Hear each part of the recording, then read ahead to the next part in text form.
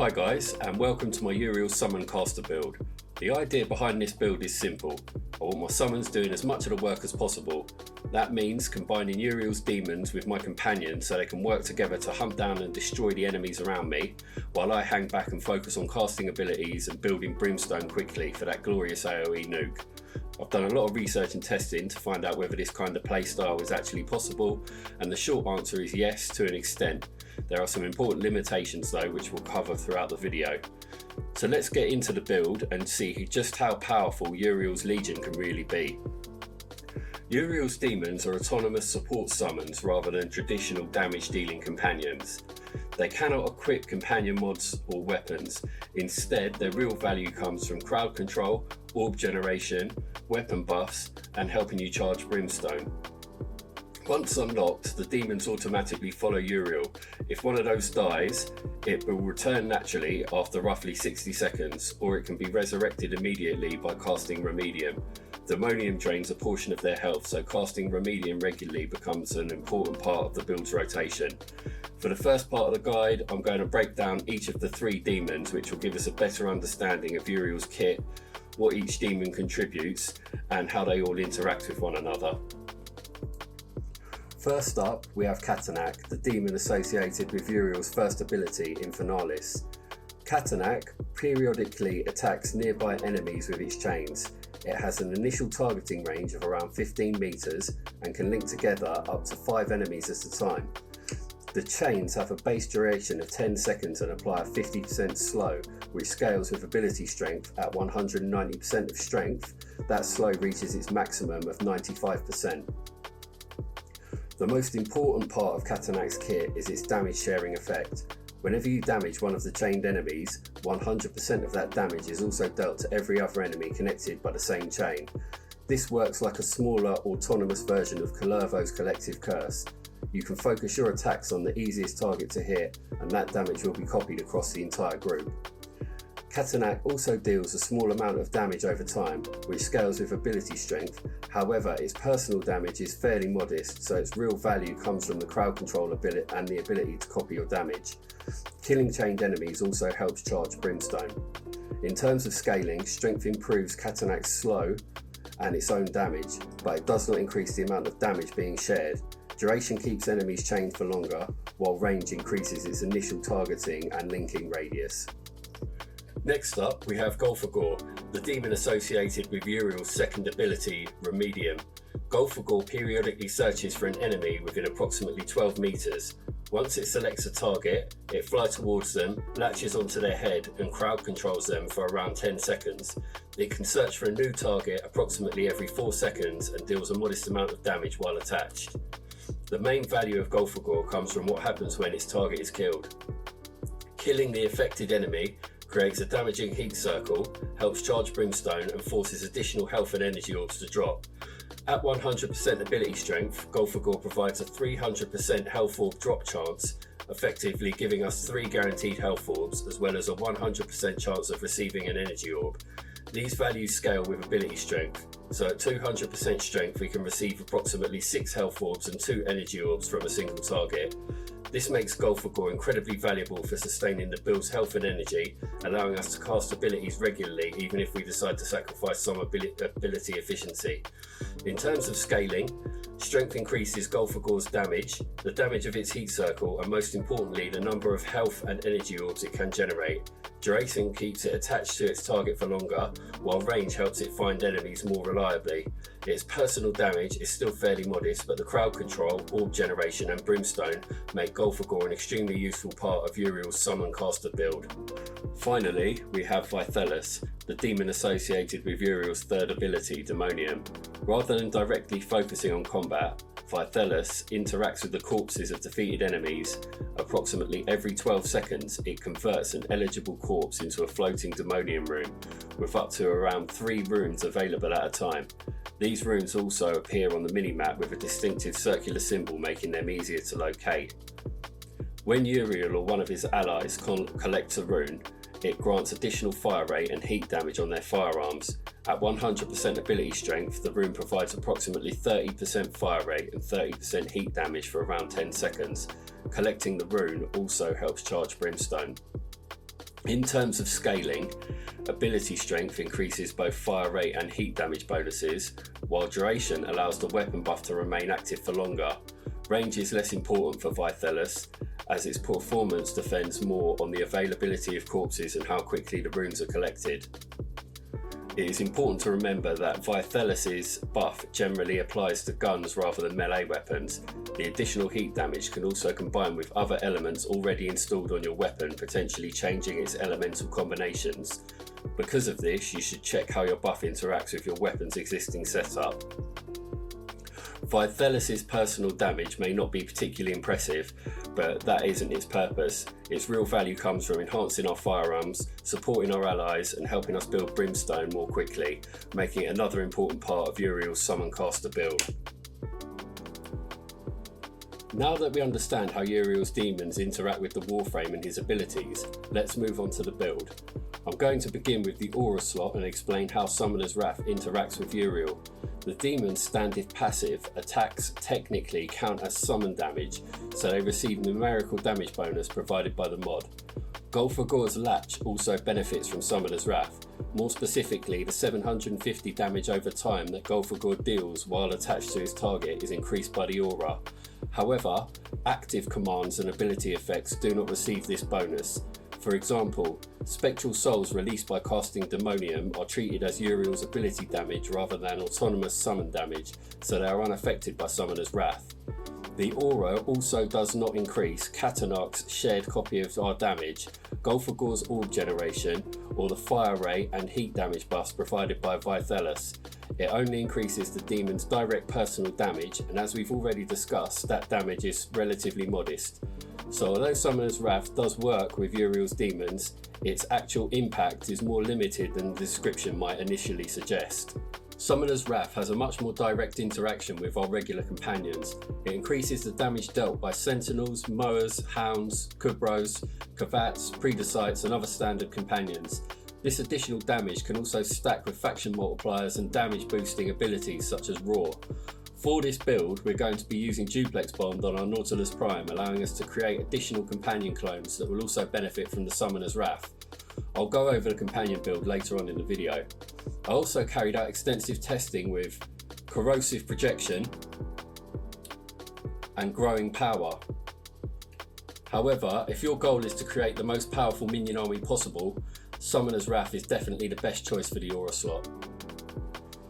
For the rest of the Warframe build, we're running Prime Sure-Footed in the Excellence slot to prevent knockdowns. If you don't have Prime Sure-Footed, the standard version will work as an alternative. Next we have Prime Flow for a much larger energy pool. Uriel uses a lot of energy, so this is an essential mod for the build. Blind Rage gives us a substantial increase to ability strength at the cost of ability efficiency. In this case, the reduced efficiency is actually useful because Duplex Bond creates a companion clone for every 100 energy we spend. More expensive casts help us reach that threshold more quickly, allowing us to summon our clones and consistently maintain the maximum number of minions. We're also using Umbral Intensify for even more ability strength. This increases the effectiveness of our demon's abilities while also improving the damage of Brimstone, our main AoE nuke. Stretch and Overextended provide the ability range we need, primarily to increase the area covered by Brimstone. Overextended does reduce some of our ability strength, but the additional range is worth that trade-off in this setup. Prime Continuity gives us additional ability duration. This improves several parts of Uriel's kit, but is particularly useful in maintaining Brimstone, which I'll explain in more detail shortly. Then we have Archon Vitality. The additional health is useful, but the main reason we're using it is its special effect. Whenever an ability applies a heat status effect, the status is applied twice. This is extremely beneficial for Uriel because of the sheer number of heat procs his abilities can produce, allowing us to stack heat damage more quickly and significantly increase the damage dealt by Brimstone. Last up, we have Transient Fortitude. I consider this a potential flex spot, particularly if you don't like the mod's negative duration and would prefer Brimstone to last longer. Personally, I find it can get a little lonely out there while you're waiting for a long time for Brimstone to finish, so I don't mind sacrificing some duration for a shorter, more active rotation. However, you can replace Transient Fortitude for one of the Augur mods depending on what you require. You could use Augur Message for additional duration, Augur Secrets for additional strength, and Augur Reach for additional range. The choice is yours with this slot. From my testing though, the additional ability strength provided by Transient Fortitude made a much bigger difference when clearing enemies using only our minions and casting abilities. For our first Arcane, we'll be using Arcane Concentration, which increases our ability duration by 60% when we cast an ability. Now is also a good time to mention that I'll be using the Magi as my focus skill. This gives us access to Sling Strength, which provides an additional 40% ability strength and forms an important part of our rotation. The rotation begins by switching to the operator and performing a Void Sling. I then switch back to Uriel and cast his first ability to activate Arcane Concentration. With both bonuses active, I cast Brimstone. This gives it the additional duration from Arcane Concentration along with the extra 40% ability strength provided by Sling Strength, resulting in a longer lasting and more powerful Brimstone. With our current setup, this gives us 20.4 seconds of Brimstone at 353 ability strength once Molt Augmented is fully stacked and Sling Strength is active.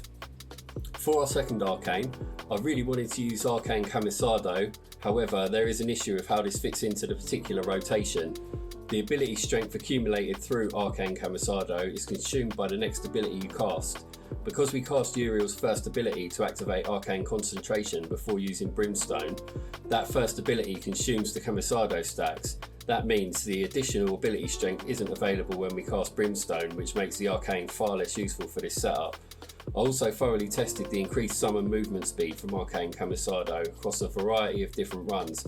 However, Molt Augmented consistently performed better. Once fully stacked, its additional ability strength made it far easier for the build to clear enemies, improved our abilities across the board and made the entire rotation feel smoother and more powerful. For those reasons, I ultimately decided to use Molt Augmented in our second Arcane slot. As for the Archon shards, we're starting with 2 Violet Archon shards. These give us 30 energy from health pickups and 30 health from energy pickups, which really helps our overall sustain. I've tested the build with more or less Violet Archon shards, and 2 seems to be the happy medium. It's really all we need. Equilibrium on the Warframe would take up a mod slot that we simply don't have available, and we also don't have room for something like Arcane Energize. As long as you're killing the targets marked by Gulphagor, you should have no problem sustaining your energy. Next we have a Parkour Velocity Shard. This is purely for quality of life, but I've become accustomed to using it and wouldn't want to go without it. It feels great and helps us move through missions more quickly. We also have a Casting Speed Shard. I would consider this one essential and it should ideally be Tau Forged. You could even go for a second Casting Speed Shard if you prefer faster, smoother casts. Last but not least, I've added a shard for an extra 15% ability strength. However, I consider this the spare Archon shard slot, so you can replace it with something else if you prefer. Additional duration would be a good alternative, or you could replace it with that second Casting Speed Shard. For me though, additional strength provides a nice balance and has worked very well throughout the testing. Next up, I'll show you the companion build. I'm using Nautilus Prime because it can deal a lot of damage, and the whole idea is for our demons and companions to do most of the hard work for us while we cast away. Ideally, we should barely need to use our own weapons except against tougher enemies such as Eximus units, Thrax or the Stalker. First up, we have Assault Mode, which is Nautilus Prime's basic attack preset. This allows it to attack the first visible enemy within 30 meters. Then we have Duplex Bond. Whenever we spend 100 energy, our companion creates a clone of itself up to a maximum of 3 clones. Each clone lasts for 30 seconds and cannot use abilities, but its kills have a 50% chance of dropping an energy orb. Duplex Bond is fantastic for building up our minion army. We want to keep all 3 clones active as consistently as possible, which is fairly easy because Blind Rage increases the energy cost of our abilities. Fired Up adds additional heat damage to our Sentinel weapon, helping Nautilus deal even more damage. Calculated Redirection increases its shield capacity, giving Nautilus some additional survivability. Vacuum gathers up all the nearby loot. Cordon pulls enemies together in a group, making it easier for Nautilus and our demons and abilities to damage multiple targets at once. Next we have Contagious Bond for spreading status effects. Whenever our companion kills an enemy affected by a status effect, 50% of those status stacks are spread to other enemies within 9 meters. Because we want Nautilus to secure plenty of kills, this can be extremely effective against tightly grouped enemies, especially when combined with Cordon. Coolant Leak releases a 10 meter blast of cold whenever multiple enemies are nearby, applying 3 cold stacks. This gives us another useful source of crowd control and status effects. Primed Animal Instinct provides both loot and enemy radar. This is mainly a utility mod, but makes navigating missions and locating enemies much easier. Finally, we have Prime Regen to reduce our Sentinel's recovery time if it goes down. Nautilus Prime shouldn't be dying too often, but this gives us extra security when it does. For our Sentinel weapon, we're using the Verglas Prime. Based on its raw stats alone, this is arguably one of the most powerful Sentinel weapons available in the game. First off, we're using Serration for additional base damage. Then we're combining primed cryo rounds with Malignant Force to create viral damage. Critical Delay increases our critical chance, while Heavy Caliber provides even more base damage. Split Chamber gives us additional multi-shot, which means more beam and ultimately more damage. Prime Shred provides both fire rate and punch through. The punch through is particularly useful when enemies have been grouped together, allowing Verglas Prime to hit multiple targets. The increased fire rate speaks for itself, helping the weapon deal damage and apply status effects more quickly. Then we add Hellfire to add heat damage to the weapon. This leaves us with a combination of viral and heat, giving the Verglas Prime excellent damage and status potential against groups of enemies. And that pretty much wraps up the build. I think it achieves exactly what I set out to create. A fun and satisfying minion focused Uriel build that can comfortably tear through Steel Path. Watching the effects chain through large groups of enemies while your minions do all the work is incredibly rewarding, and I didn't even need to fire a weapon until the Stalker showed up. There are a couple of limitations to keep in mind. The build performs best in missions with dense enemy populations, as quieter and more sparsely populated runs can leave you struggling for energy. It's also simply much more enjoyable when there are plenty of enemies around, allowing all those effects to chain together and wipe out entire groups. I haven't included a specific weapon build because everyone has their own favourites. All you really need is something capable of dealing with the Stalker and putting solid damage into bosses. Beyond that, this setup should be ready for most Steel Path content. As you can see in the gameplay footage running, even level 200 enemies go down with ease, and most of the time you won't need to fire a single bullet. Overall, I'd say mission accomplished. And if you found this video useful and enjoyed the build, please consider leaving a like or a comment. It really helps to support the channel. Thanks for watching, and I'll see you in the next one.